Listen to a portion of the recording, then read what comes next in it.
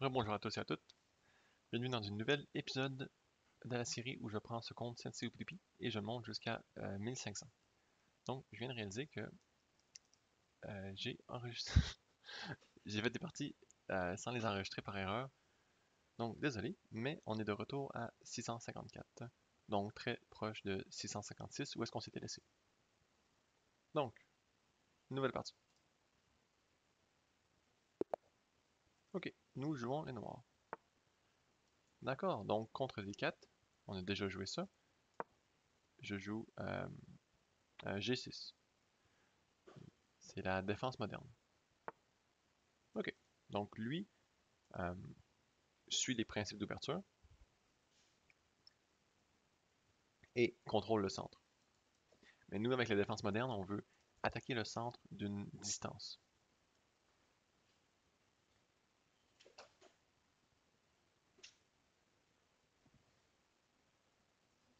Hmm? Euh, ok. Désolé de l'interruption. Il sort son cavalier, ce qui est une bonne chose à faire. Hmm. Maintenant, je pense qu'on peut jouer D6 ici, suivi de E5. Ok, intéressant. Euh, donc ici, si on joue E5,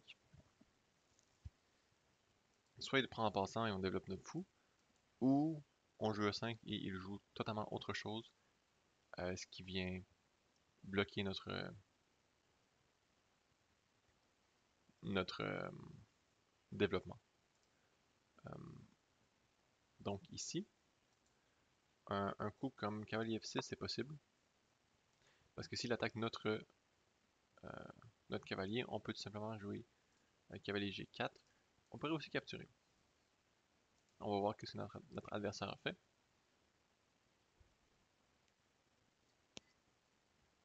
À noter que nous ici, on est déjà prêt à roquer.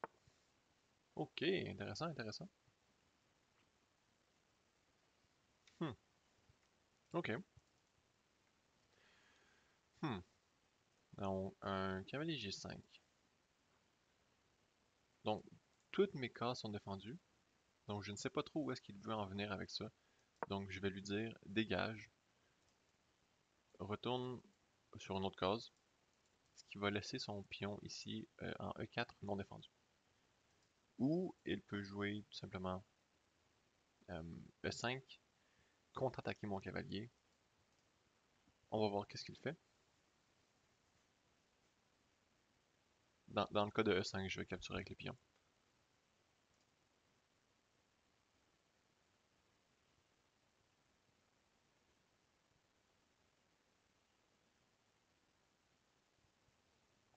Dans le fond, nous aussi, on est prêt à roquer.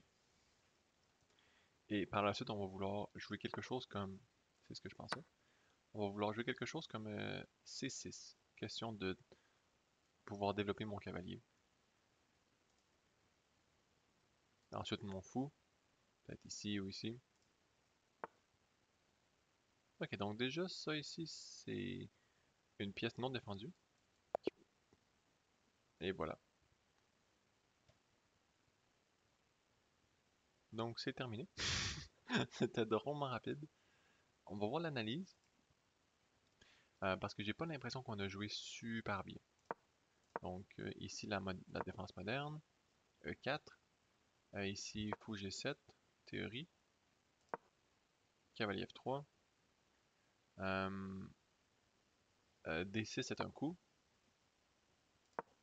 Lui joue D5. Ok. Ensuite, ici, cavalier F6 est un coup.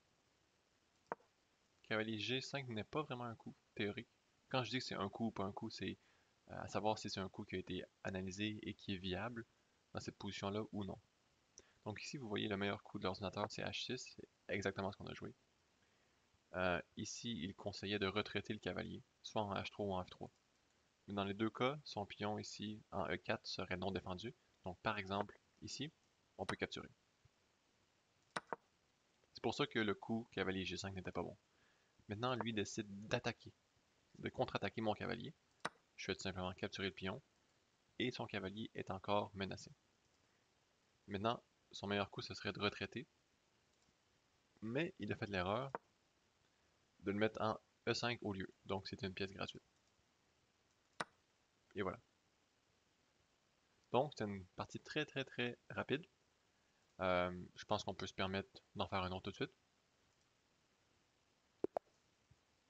Et voilà, on joue les noirs et on est rendu à 673. Est-ce qu'on est en grand écran? Ah, non, et voilà. Beaucoup mieux. D'accord. E4. On va jouer maintenant la carocane. Donc on joue ici C6 pour venir supporter notre pion dans le centre en D5. Habituellement, il capture ou joue cavalier C3. Quoique cavalier C3 n'est pas l'optimal parce qu'on voudrait utiliser cette case-là pour un pion.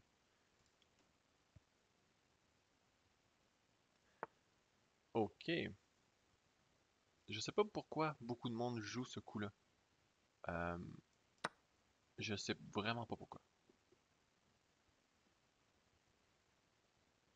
Ici, ok, donc mon adversaire veut attaquer euh, la case. La case en F7. On peut la défendre avec les cavaliers ou en jouant E6. Notre fou euh, va être bloqué si on joue F6, mais on va pouvoir lui trouver une autre façon de se développer, donc c'est pas grave. Donc on peut jouer F6. Dans le cas ensuite de dame H5, on peut jouer cavalier H6. Il y a un paquet de trucs qu'on pourrait faire. Ou même ici jouer G6. Donc je pense qu'on va commencer par ça. Bloquer. Ok, donc notre adversaire veut vraiment y aller pour le checkmate direct. Ici, je pense que j'aime bien G6. Pourquoi? Parce que cavalier H6 pourrait rentrer avec un D3, ouvrir l'attaque sur mon pion, sur mon cavalier. Donc je vais y aller pour ça. Un sacrifice de cavalier ne fonctionne pas ici. Ok. Donc il menace ici, mais c'est pas vraiment une menace. Euh, donc ici, ce que je pourrais faire, c'est jouer dame D4, attaquer le cavalier. Il doit défendre le cavalier. Donc ça peut être difficile à défendre. Et s'il bouge son cavalier, son fou perd, son fou tombe. Euh, donc ici, il peut défendre avec la dame. Il pourrait. Hmm. Donc qu'est-ce qu'on joue? Qu'est-ce qu'on joue? Qu'est-ce qu'on joue? Ou on développe naturellement. Je pense que ce serait peut-être plus sécuritaire de tout simplement développer naturellement.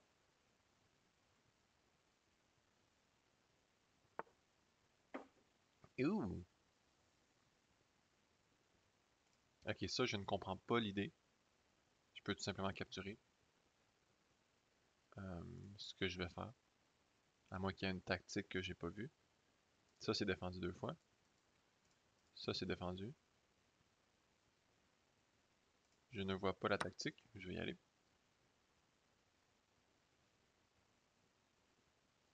Ici encore, même principe que tout à l'heure. Euh, S'il bouge son cavalier, je capture son fou. Donc, il doit défendre son cavalier, mais il ne peut pas le défendre. Parce que, contrairement à tout à l'heure, je n'avais pas de fou en G7.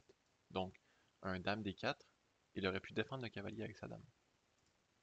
Maintenant, il peut plus défendre son cavalier avec sa dame parce que je peux tout simplement capturer avec mon fou et non ma dame le cavalier.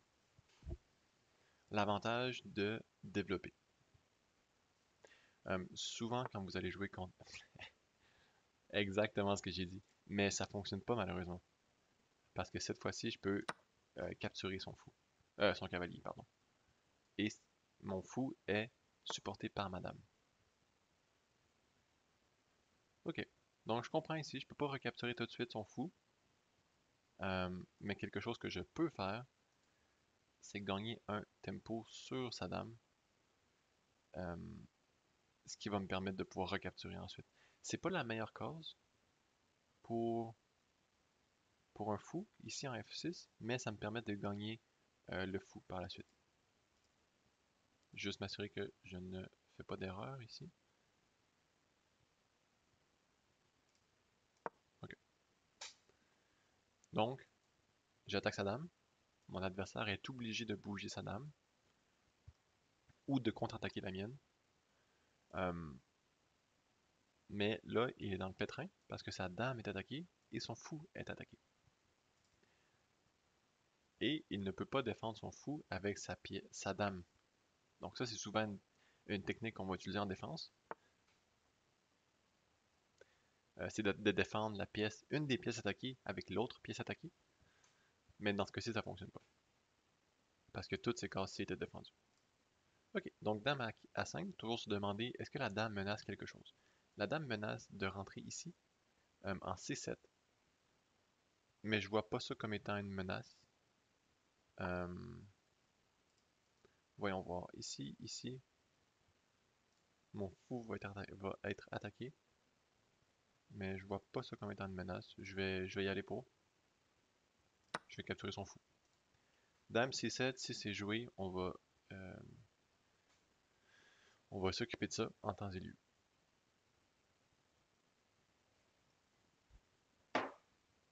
Pardon. Vous allez voir, on a un pas pire coup pour Dame C7.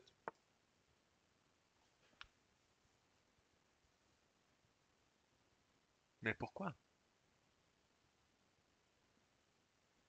Oh, ok. Notre adversaire essaie d'être tricky, comme que je dirais. Si je prends le pion B2 ici, mon adversaire a un échec et mat. Très intéressant. Euh, Par contre, c'est pas si intéressant que ça, parce que je peux tout simplement capturer son fou. Euh, il peut recapturer, oui, mais ensuite mon adversaire a plus rien. Et je vais pouvoir venir attaquer ce pion-là euh, avec ma dame. Ce qui est peut-être pas le meilleur, parce qu'il faudrait que je commence à développer mes pièces. Mais je vais y aller pour.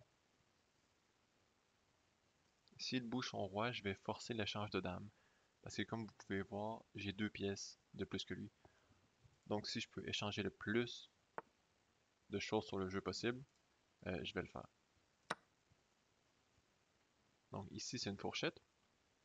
Il peut défendre. Non, en fait il ne peut pas défendre.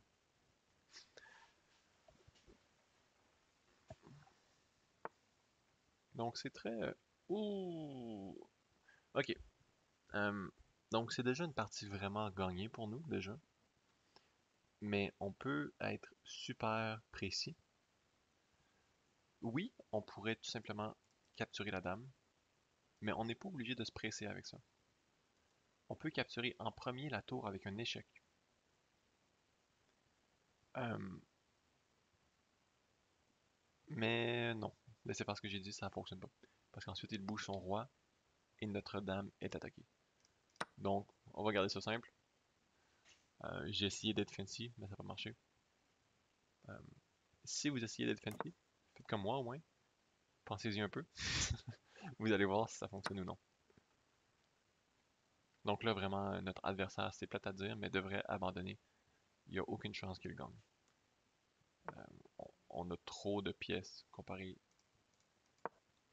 à ce que lui a. Ici, je vais tout simplement amener mes pièces dans le jeu.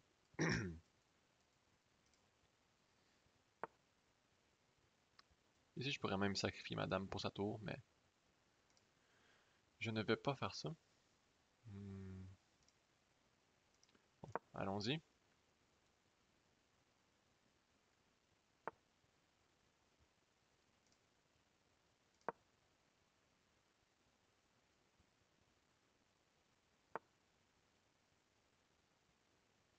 Ok. Donc, je vais développer mon cavalier. ici, on va voir s'il tombe dans mon piège. Et voilà, il a tombé dans mon piège. Bon, désolé, je vous ai montré un petit peu déjà le coup, mais le coup est Dame prend D1, parce qu'il ne peut pas recapturer. S'il recapture, je capture avec ma tour et c'est un échec et mat.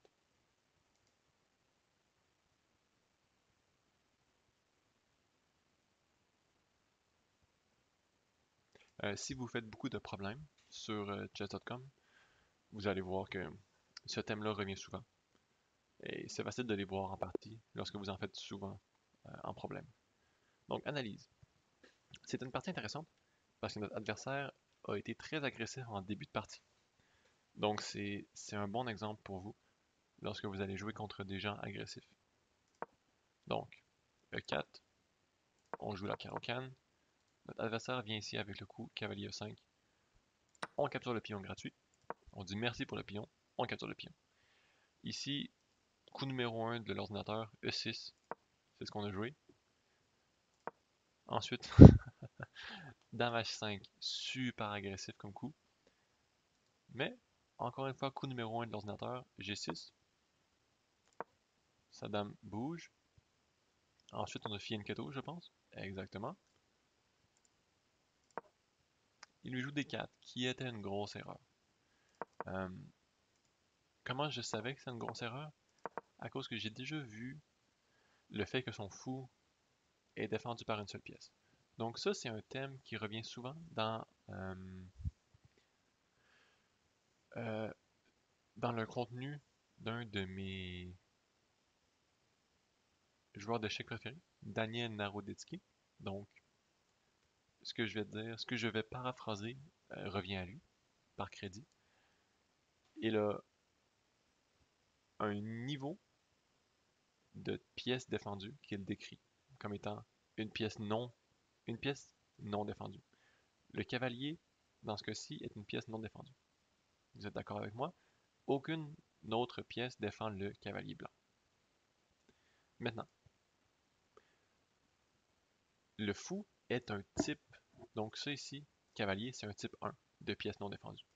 Le fou est un type 2 de pièce non défendue. C'est quoi un type 2 de pièce non défendue?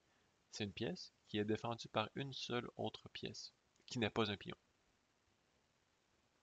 Donc, lorsqu'on détecte les types 2 de pièces non défendues, on peut facilement voir les tactiques sur le jeu.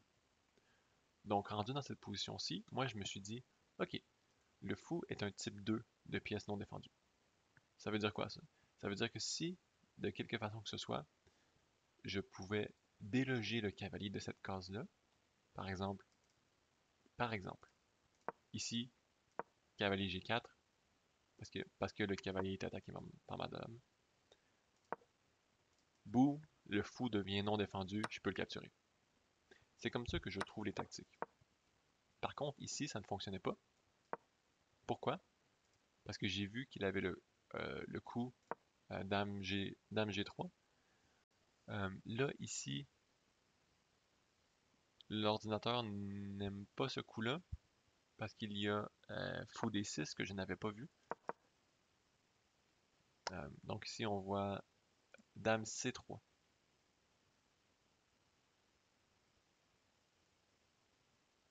Ok, je comprends. Dame C3 qui défend X-Ray. Mais le point était que ici, le coup ne fonctionnait pas. Parce qu'il y avait des façons de défendre l'attaque. Par contre, après mon coup de fou G7, et lui ici en D4 avec son pion, maintenant, dame D4 fonctionne. Pourquoi? Parce que son cavalier ne peut plus être défendu.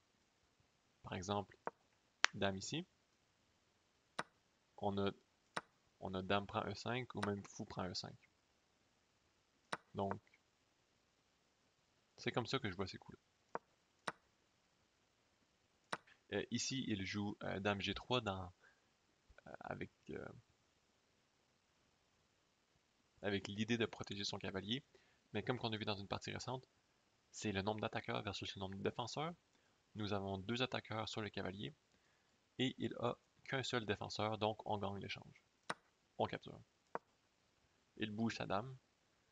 Le fou est encore sans défense. Par contre, si j'étais pour capturer le fou, mon fou deviendrait sans défense.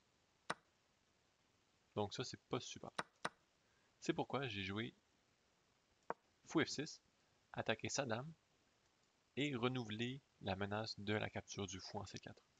Il bouge sa dame, je capture le fou, il bouge son fou. Donc, maintenant,